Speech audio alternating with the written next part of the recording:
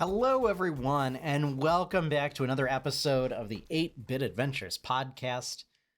I'm your host, Sean Hayes, and this is episode 277. After taking a little break for Thanksgiving, we are back. We're back. We're going to talk once again about World of Warcraft Dragonflight, since that is now out. As well as we've got a couple news items this week. Some entertainment news, some gaming news. So yeah, hope everyone had a great Thanksgiving. If you're in the U.S. and partake, as well as a reminder that let's see, I believe the day after Thanksgiving is Native American Heritage Day in the United States. So just something else to keep in mind. Since Thanksgiving's a bit of a loaded holiday these days. Yeah.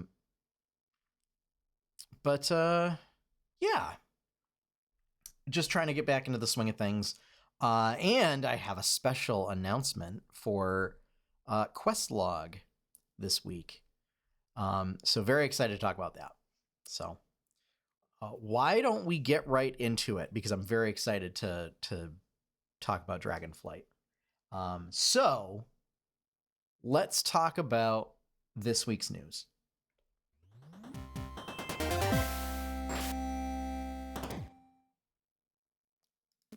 Okay, so first up, so this one, unfortunately, is only going to be relevant if you're watching this live or listening to the audio version the day it releases on December 1st. But Star Wars Squadrons, the acclaimed dogfighting game, is currently free on the Epic Games Store through December 1st. So I would highly recommend to go pick it up. As although I have not played it myself, it was pretty widely acclaimed and well reviewed when it came out. And if you can get it for free, that is even better, folks. It's even enough to unfortunately have to also load the EA launcher on your machine. Yeah. So it is currently free on the Epic Games Store through December 1st. So unfortunately, if you are listening to this after December 1st, you missed your chance, unfortunately. So yeah, it's like a 1 week sort of flash sale type thing that Epic does. But yeah, go pick it up. And if you're watching live, go do it right now. Go do it right now and then come back later. Okay. Next up, Pokemon Scarlet and Violet, despite a lot of glaring performance issues, the two games are Nintendo's fastest selling games of all time, selling 10 million units in 3 days. So I have not picked up Pokemon Scarlet or Violet myself. I have decided that if I am gifted them, I will graciously accept them and play them. But I don't think I'm going to buy them myself. Just because of a lot of the sort of QA and optimization problems that are in there. What I am hearing is that it's sort of a duality with these games where a lot of the improvements and a lot of the systems in the games make it a very fun experience, while at the same time, a lot of the technical problems with the games make them a mess. So it kind of depends on what you're willing to live with. It basically has a lot of the same technical issues that like Legends Arceus had, but dialed up. So, I mean, and I think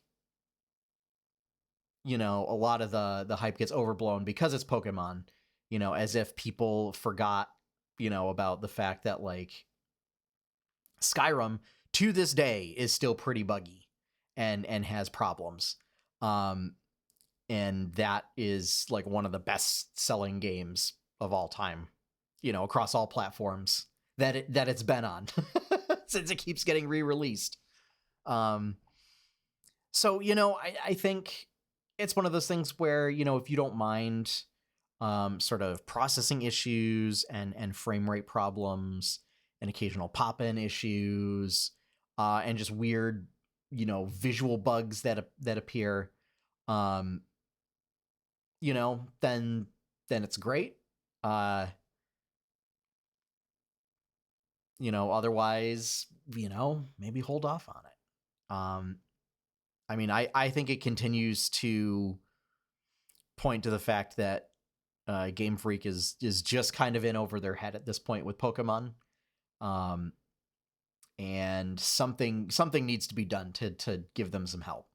You know, uh, is I think they need outside help because I don't think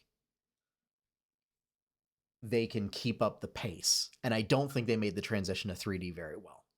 So, if they can find another developer, to help work on other systems, you know, I mean, what's silly is, unfortunately, is that really what would benefit them the best is having Monolith take over environment and world design.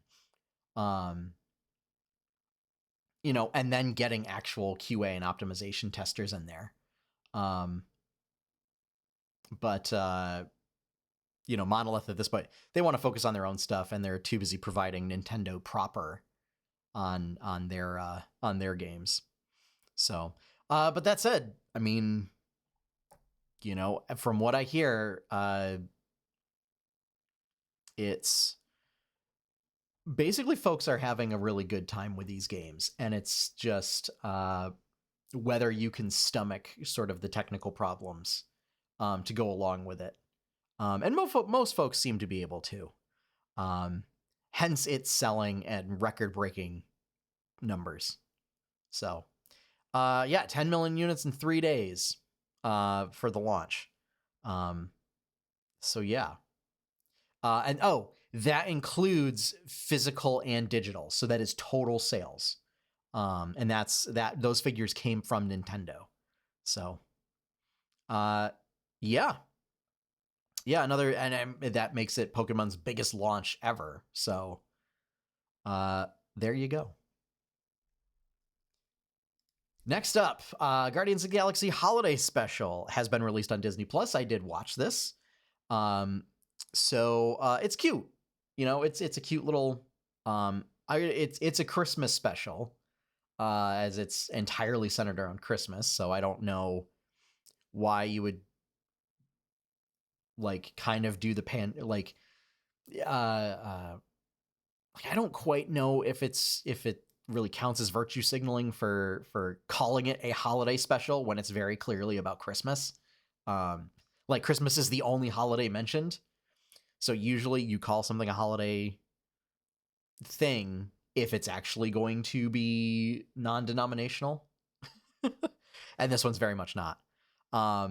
That's a minor quibble. But it's a Christmas special. It's cute. I mean, it is PG-13, mostly due to language. But yeah, it's a fun little thing of just trying to give Peter Quill Christmas, since Christmas was ruined for him many years ago. So yeah, and I think it's like a 1 hour type deal, so it's more of a standard holiday special fare, and it's not like a full length feature film. But yeah, I thought it was great.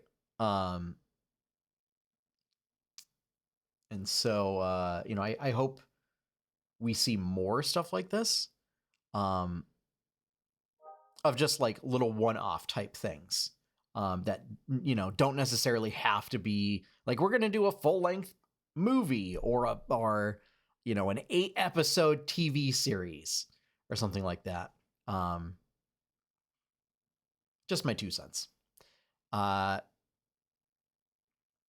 they do make a mention to a DC character, and I won't say anything, like I don't want to spoil it, so I won't say anything else about that, but I wanted to mention that because now it's the second time that Marvel has name dropped DC characters in their films, and I think that's continuing to be an interesting trend of like an acknowledgement of certain characters just being in the public consciousness, and like for Marvel to basically come out and say like, oh yeah, no, like these are still a thing in our universe, as entertainment. And so yeah, like people know about it. um it's really funny in that regard. And I hope to see more of it, like an acknowledgement of like actual cultural touchstones as opposed to just like sort of weird pop culture fads. So yeah. As I said, it's on Disney Plus right now. Go check it out. I believe it was directed by James Gunn, so it has all of that humor in there. Very funny. I thought anyway. So, and last up, we did get another official trailer for the Super Mario Brothers movie. And once again, Chris Pratt as Mario. I don't know if I'm really feeling it.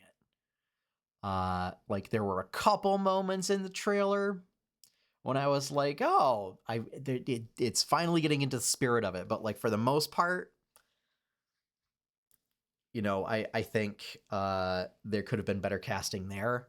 However, all of the other voice talent doing a great job. I was, Seth Rogen as Donkey Kong, kind of a weird take, but no, I think at least from what we saw in this trailer, everything looks, pretty good. Anna Taylor-Joy as Princess Peach, great job thus far. And what we saw in the trailer, it looks like they're gonna be doing a lot of like doing a Mario level, some like and making it make sense narratively in the film, which I think is really interesting. And I think that is doing something weird like that is a risk to take. And I think it's a risk worth taking. When you're going to try and translate something like Super Mario to the big screen instead of doing something like the film that we don't talk about.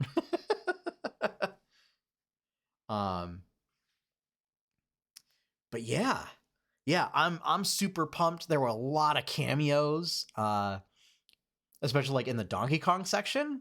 So it seems like they put in like every member of the Kong clan, like, and in the Nintendo revealed a bunch of like posters for the film that showcase each of the characters. And in Donkey Kong's, like you can see they've got Diddy Kong, they've got Dixie Kong, they've got Swanky Kong, who we saw in Donkey Kong Country 2 and then we never saw again, I don't believe.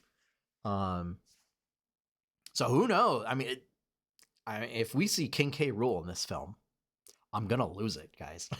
I'm gonna lose it. So yeah, I don't, I think I would very much like to go see this film, despite Chris Pratt voicing Mario.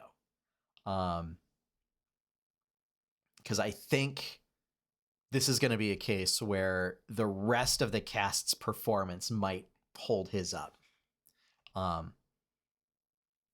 But also, I really kind of just want like a Bowser film with Jack Black. Like, I want some sort of King of the Koopa film with all sorts of minions, like his minions and Koopalings and stuff. He does such a great job. So yeah, very excited. That trailer did its job of building hype, I think. So yeah, very excited for that. All right. We're going to switch gears and do our deep dive, where I'm going to talk about World of Warcraft Dragonflight, which released on November 28th, released on Monday. And here we go.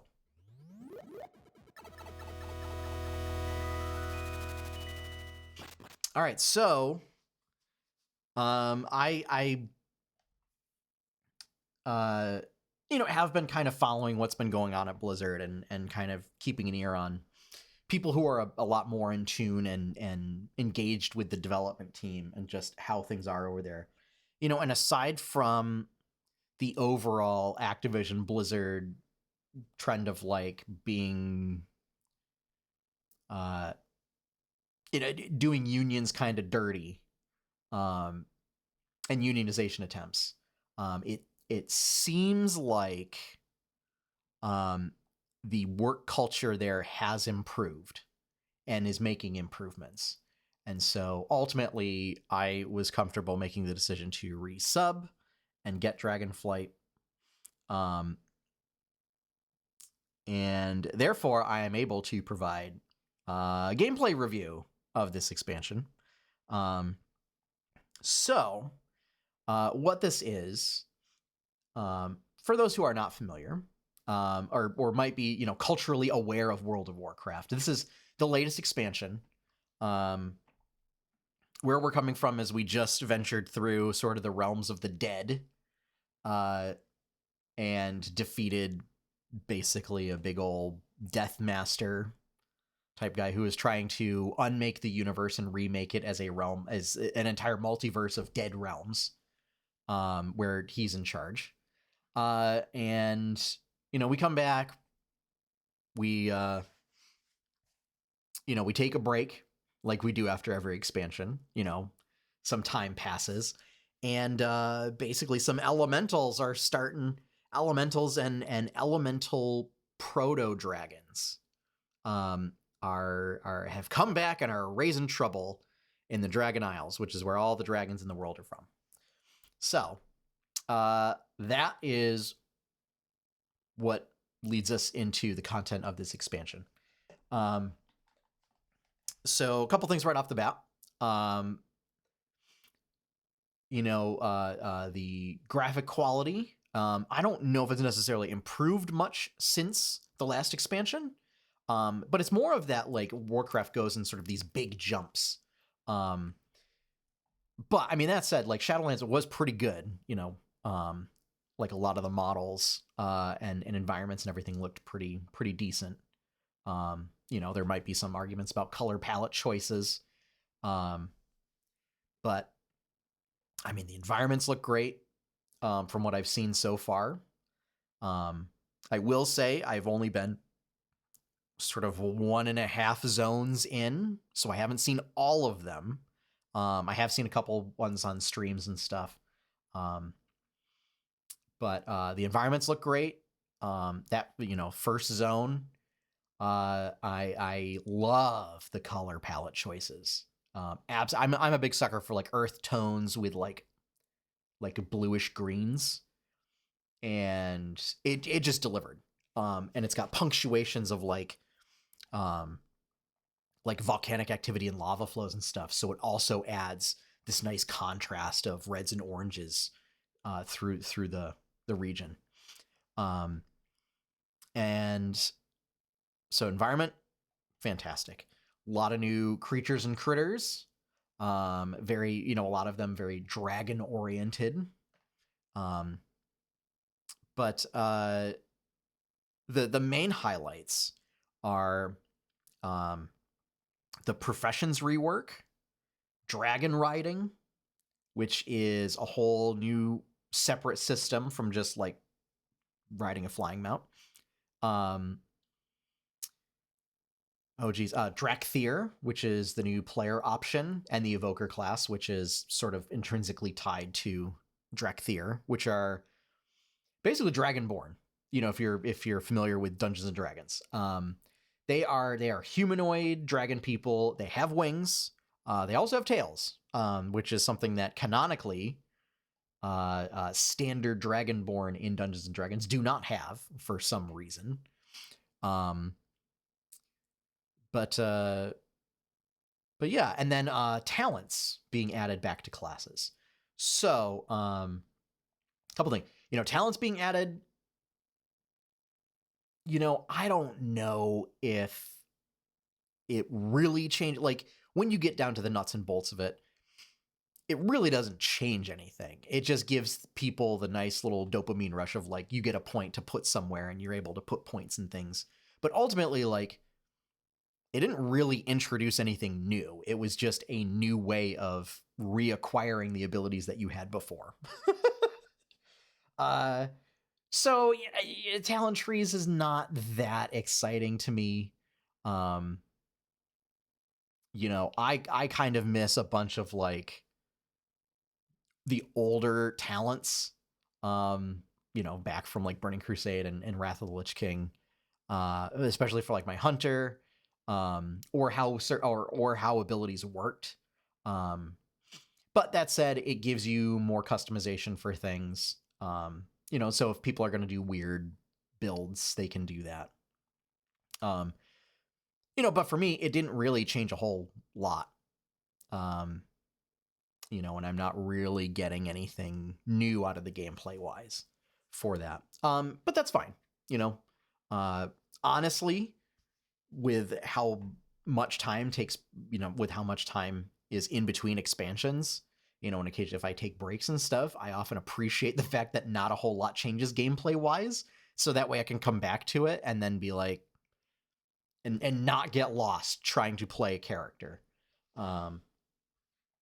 So talent trees, I don't think it's super exciting, now that I've gotten into it.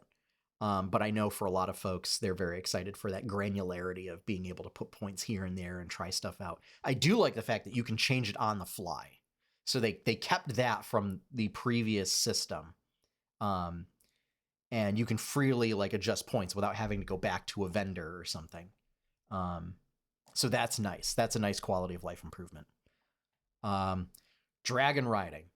I think dragon riding is one of the biggest systems that's going to be in this expansion. It is fantastic. It is so much fun.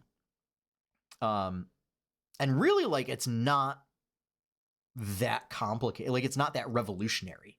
The way it works is you get a proto dragon, which are basically like prehistoric dragons. They look much more like some sort of primordial pterosaur like dragon that have, they've got little T-Rex arms in the front and big wings, and sort of I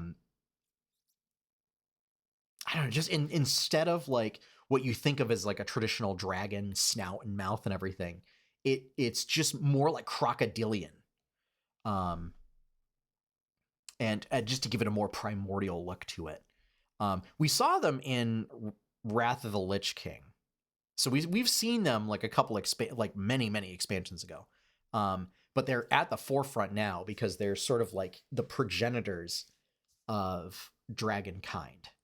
And now there's sort of this dichotomy between these progenitors of dragons who are very much tied to like the elemental energies of the world, which is also something that D&D does, that sort of runs with that concept. And the idea being that like they turned into dragons when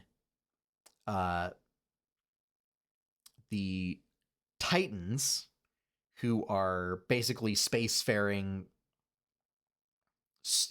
deities, we could call them, that like basically impose order on worlds, and like shape worlds and like basically keep them in check. So it's a very 4th edition D&D thing of like the deities, impose order and keep the world structured and everything, and then like elementals are opposed to that and they want to just like unmake stuff and like keep it in a raw elemental churning stew. So you get a proto dragon that then becomes like your primary mount. So like when you mount up, like you just mount up on that dragon, and then you get like all of your skills and actions are replaced with special dragon ones for like flying and like gaining altitude, and eventually like doing barrel rolls and stuff. And as you fly through the air, is you can only fly a certain distance before basically your dragon gets tired, and you either have to use an ability to like get you to keep going, or you have to basically like dive to pick up speed, and then like you'll be able to shoot back up. So incorporating sort of flight speed and altitude mechanics, really sort of changes the gameplay around that, because like currently flying mounts are you just have full 3-dimensional movement. And it doesn't really have any effect on, the environment doesn't really have any effect on what you do with that.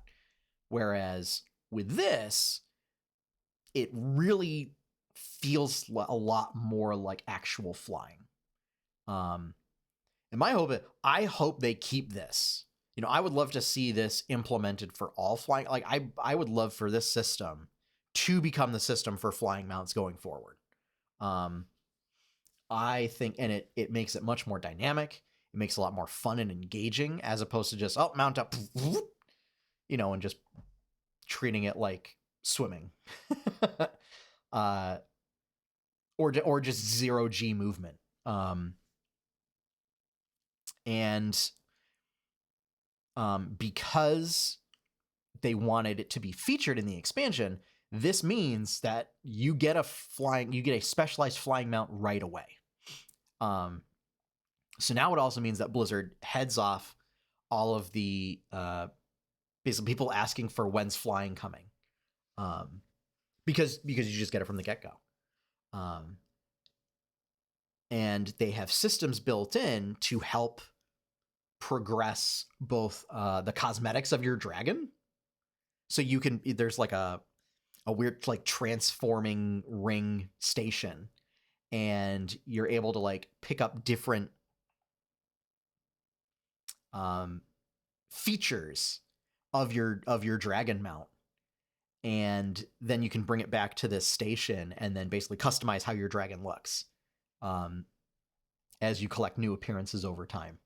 So it can be, customized like the shape of your dragon's horns, or its chin spikes, or its tail, eventually color, and things like that. And then you can also collect like these glyphs that are out in the world by doing like flying challenges. They're usually in like very challenging places to get to while flying. And by doing that, those essentially function as like talent points for upgrading your dragon's flight abilities. That one is a little less exciting because like it's a very linear path. Like it's not a full on tree like your character's abilities are. So it almost makes me wonder like why bother represent it in like a very vertical sort of tree like pattern if it's just going to be one singular branch. But and part of the introduction to Dragonflight is there's like a bunch of race courses around the first, and a little bit of the second zone, that there's a quest where they have you go do each one, and like they have different tiers, and you get like better rewards for how well you do. in each of those race courses. So very engaging. It's a lot of fun. Also, if you're mounted up on this dragon, because if you fall, like you just float because you can glide, it means that you can negate falling damage. So boom, there we go. The only problem is you can't do it mid-flight, or you can't do it mid-fall, unfortunately. So, you're a bit out of luck there. Professions, loving the new profession system. This is a case where I have to say, this is like one of the few times where, like, when you look at systems of capitalism were actually working and doing what they're supposed to do to benefit the consumer, very clearly inspired from Final Fantasy XIV, which is easily Warcraft's biggest competitor. And it might be I don't think it's a very hot take to say that Final Fantasy XIV might be, is possibly more popular, or likely more popular than World of Warcraft. Yeah, anybody that's played Final Fantasy XIV will look at the new WoW profession system and go like, oh, yeah, they clearly took stuff from here. So now there's like profession gear that gives you stats that aren't your combat stats, but are stats related to professions. So there's like deftness, which relates to basically your gathering speed. And as you like get more points in deftness, like how quickly you can gather resources. Like that, you get faster and faster at doing that. Because it's like a cast bar when you collect herbs or, mine ore and stuff. And so you can just do it faster. Or when you're crafting, there's a multi-craft stat. And that's the higher it is, the higher chance you have of like crafting an additional item when you craft. So I like that. I like there's now specializations within professions that all sort of do their own stuff. And the way you get points to put in those specializations is just by doing the profession.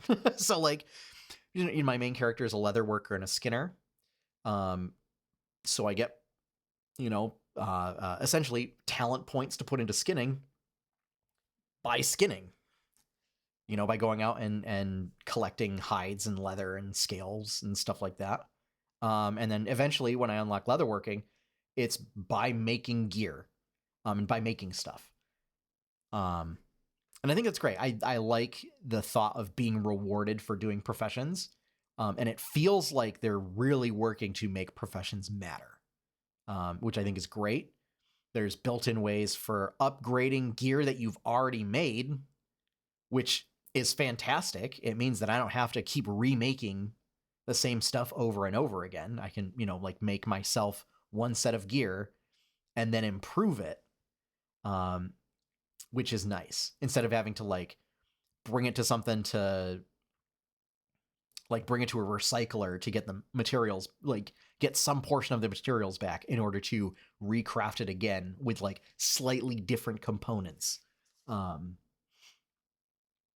So yeah, and like you have different tiers of materials now, which can influence the quality of gear that you make, which in turn, like, better quality gear gives you better stats or gives you better stuff related to it. I haven't gotten a chance to do the work order system yet, which is basically people can put out work orders to crafters who can then fulfill them, in which they get paid, I presume. But I'm looking forward to that. Like, it will feel really nice to have professions be relevant and not just have it be tied to, well, I gotta just sit on the auction house all day in order to make any money in this game. Like in order to make any gold in this game, I got to sit by the auction and play the auction house.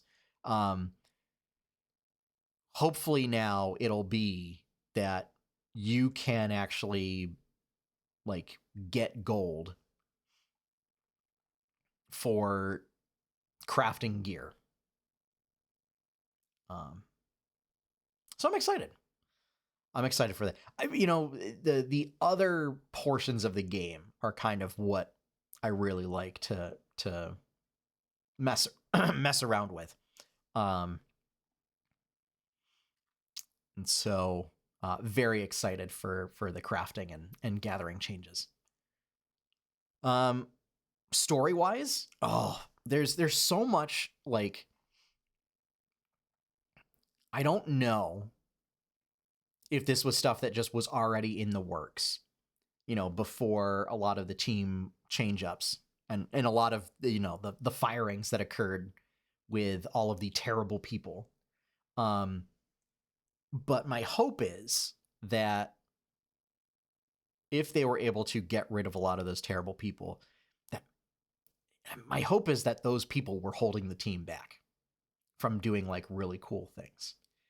Because this expansion it feels like a much greater level of detail in conversations with NPCs than we've had before. Like, it feels like almost every,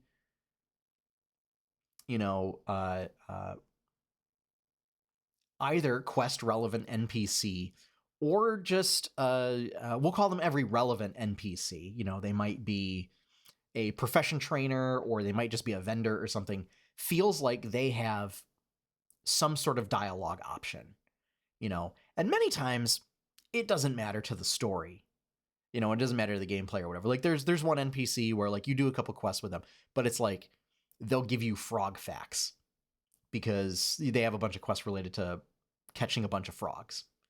And like, they're real frog facts. So, it's really neat. And like, there's another quest where, there's a bunch of quests where you just like, and it's not a new concept, but of just, there are two orcs. One's a very, elderly orc warrior. And there's a younger one who basically they came to the Isles to help out. It seems like you have one last hurrah for this warrior. And he's in a lot of pain. And the quest is like, you just go walk with them, when you hear their stories. And you go and basically like get some medicine for him. And it's basically the stories are basically this warrior processing a bunch of trauma that is relevant to the main storyline concerning dragons. And it kind of highlights there's a lot of trauma that happens in the world of Warcraft, and there hasn't really been, like, there's been snippets here and there, particularly with like orc storylines of like processing that. But I don't know if it's been done on a scale that they've done with this expansion thus far. And not just like NPCs, but also like relating to the characters, like to your character. There's another quest where you just sit and you listen to this NPC talk, and tell stories and reminisce, and has a prompt that changes based on your character.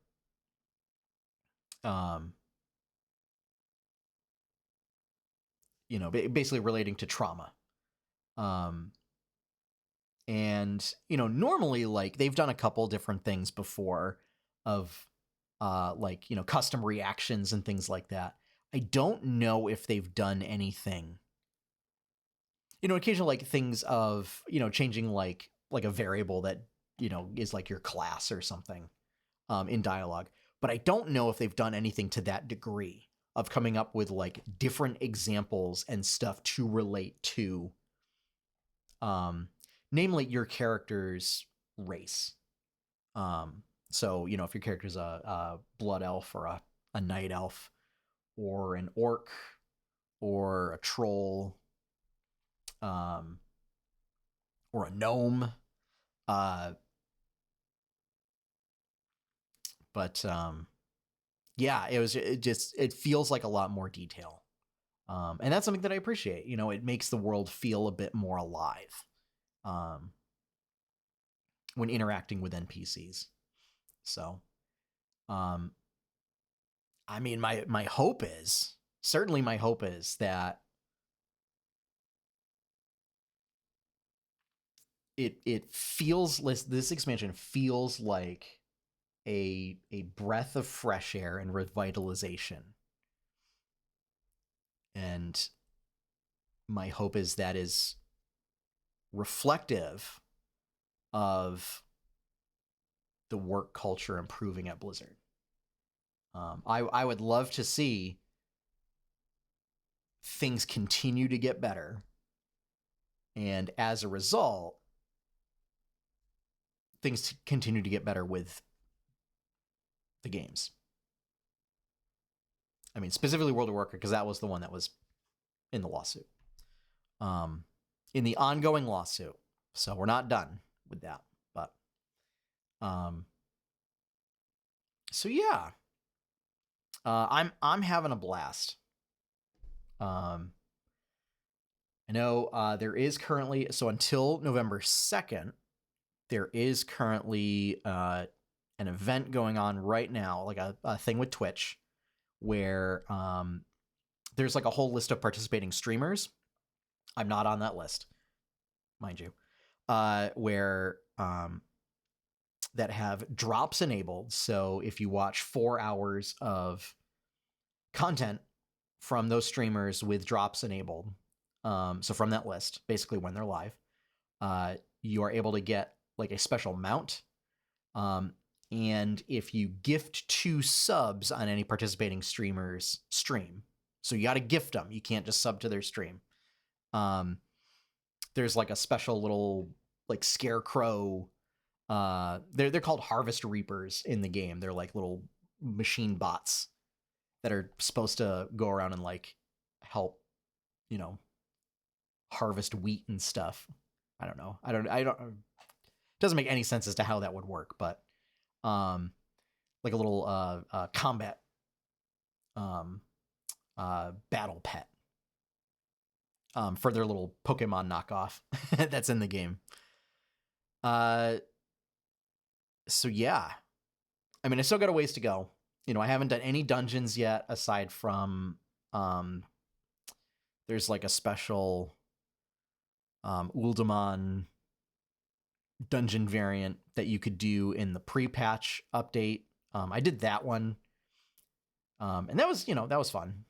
But I haven't done any of the ones that are specific to the expansion yet, so I can't speak to that experience. And obviously, I don't think any raids are open yet, and I probably won't do any of them, so I can't speak to that because I'm a pretty sort of casual, just going out and doing the open world, collecting pets and fishing and that sort of stuff at this point. But yeah, questing feels pretty fluid. XP,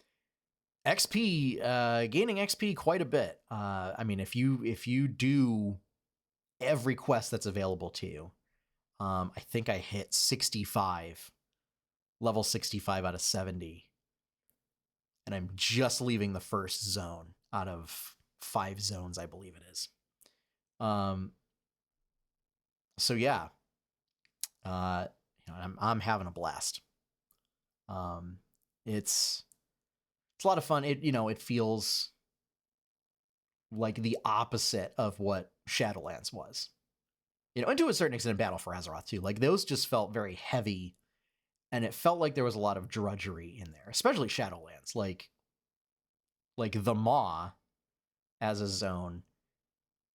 I mean, I don't know if it was intended to feel like the worst experience, because like in universe, it's intended to be like it's supposed to be like if you go to the Maw, like if your soul is sent to the Maw in the afterlife, like it doesn't come out. Like that is eternal punishment. So the fact that it was such like everybody hated to go there for gameplay reasons, like I guess it reinforces the lore, but it doesn't make for great gameplay. This is like the antithesis of that, where it's like it's just fun to just go fly around and not do anything. Right? There's been so many things of just like little cliff ledges where it's like, oh, I didn't realize that, there was a whole thing of like dire ravens up here. Like, I didn't know those were going to be in this expansion. Haven't seen them anywhere else. It's just like on this one little cliff ledge. And so it kind of reinforces the magic of exploring in an open world game. And having the freedom to do that with like a very engaging movement mechanic. So, yeah, all in all, I'm really enjoying it. Obviously, a lot of folks have very different feelings about World of Warcraft at this point. So, I'm not going to say you all should try it, especially since like it's also still subscription based and this and that, but it's pretty fun. I would say I would say this: if you're on the fence, you already have a character that's ready to go, and you already have an account that you've just let lapse or whatever, and you've got like a boatload of gold sitting around. Maybe buy yourself a WoW token with gold and get yourself a month of game time and try it out. I'd say that, very, very low risk barrier to entry on that. But yeah, I don't know. I'm thinking maybe I'll stream it, and show it off. Because at the very least, it's dragon riding, which I think is also, given that the Dragonlance books come out very soon. For D&D, very timely. or they're already out if you bought the physical bundle. So yeah. I give it a tentative 2 thumbs up thus far. And I haven't even unlocked all the features yet. Like at some point, so my character's a hunter, and at some point, I get the ability to tame dragons. So, very excited for that. Oh yeah, and the Drakthir and Evokers. Yeah, they're fun. I'm at the point where like I've got one of every class, and it's just like, oh well, this is neat for the novelty of it. Like I'm not gonna switch off of Hunter for my main class, but it was neat to make a dragon character. They've got some interesting abilities going on. One of the things that they have that hasn't been done in Warcraft before is they have an ability where you press down the button and you charge it up, and then you let go after you've charged it up to a certain level. And as you charge it up to certain levels, it gets more and more powerful. So that's interesting. Instead of like spamming and button mashing and stuff, like it forces you to slow down a little bit and actually, figure stuff out. Very mobile type class. Like they get the same sort of movement mechanic that the dragon riding mount has. And my only wish is that they remove but they put it on like a cooldown, And I wish that they would remove the cooldown if you have flying mounts unlocked for that region. Because it's like I want to use that ability, but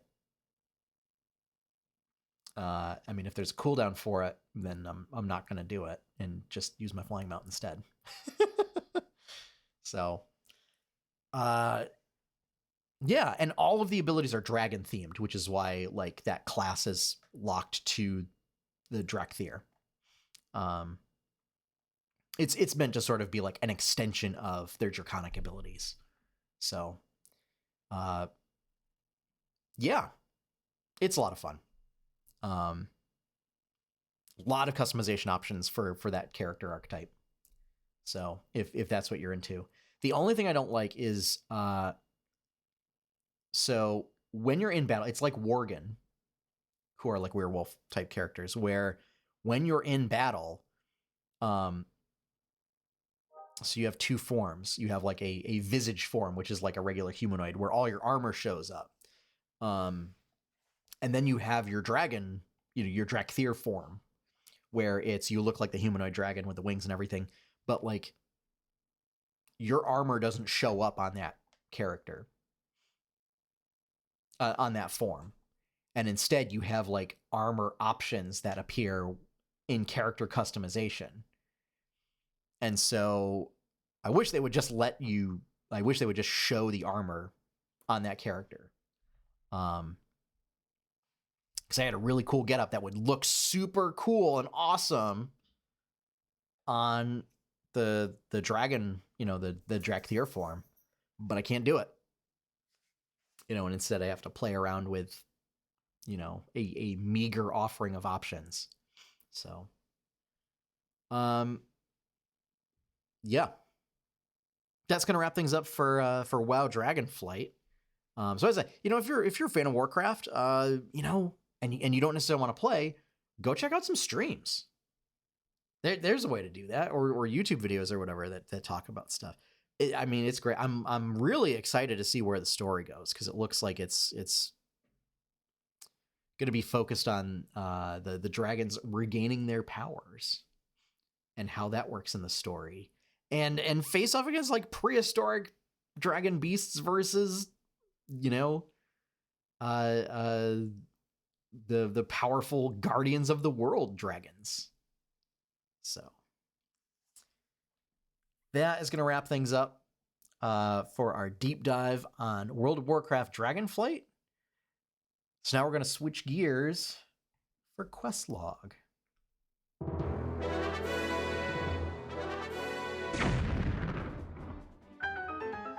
All right. So my goal for last episode was to make enough comics for a 3-week buffer. That did not happen. There was a whole bunch of stuff that happened to get ready for Thanksgiving, and then we were away for Thanksgiving. So that's still the goal. However, what I did do, and one of the things that I wanted to get done was for audio listeners, I am holding up a copy, an advanced proof copy of 8-Bit Adventures, Welcome to Pumpkin Ridge, which is a book. It's a physical book that contains chapter 1 of my webcomic series. And it's got 100 comics, as well as some artwork in the back, that I thought might be fun for people. It goes way back to like, basically when I was switching things over from 8-bit to 8-Bit Adventures. Just kind of give an idea of where this comic has come since then. So yeah, I'm super pumped. Pre-orders are available right now. If you go to my website and click on the shop link, it's in there. Or I believe 8bitadventures.square.site has the link, is the shop link for that. So pre-orders available right now. Pre-orders will be live until December 12th. So basically, if you would like to get a copy of the book and not pay shipping, give a pre-order. Because I'll be doing one big batch order. And then I'll just, get people books as they go. I mean, if I got to ship it out to you after the fact, then yes, there'll be, a small shipping fee, but like it'll be whatever the cost is, as opposed to the cost from getting it from the printer and then out. Because it's a print on demand service, which means that if you don't get it through the pre-order, and you decide to do it as a one-off later, the price is going to go up to also accommodate for the shipping price, for it to come to me. So, but yeah, so very exciting. I did my goal. I achieved my goal, of not just getting a book done and getting a book out and available for sale, but doing it this fall.